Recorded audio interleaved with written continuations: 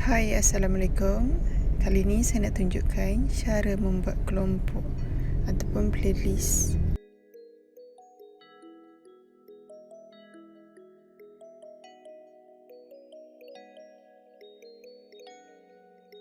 Okey, cara-caranya kita buka Safari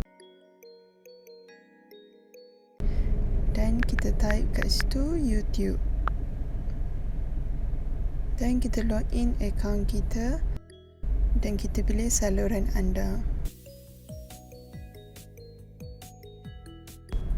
Okey, paparan dia akan keluar ke laman utama dan kita pilih ke video.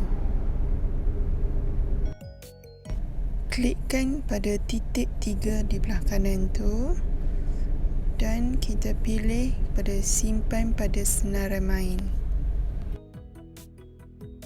Buat senarai main baru, masukkan nama.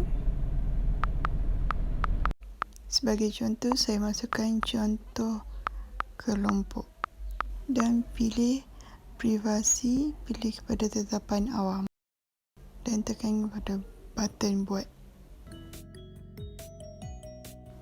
Senarai main anda telah ditambah. Pergi ke senarai main dan kita tengok kat situ kita punya contoh kelompok sudah masuk.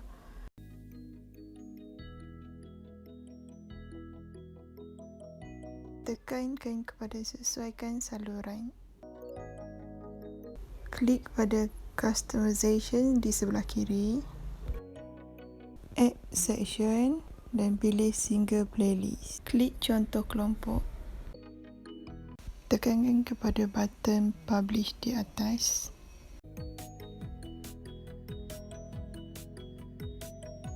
Dan klik pada view channel.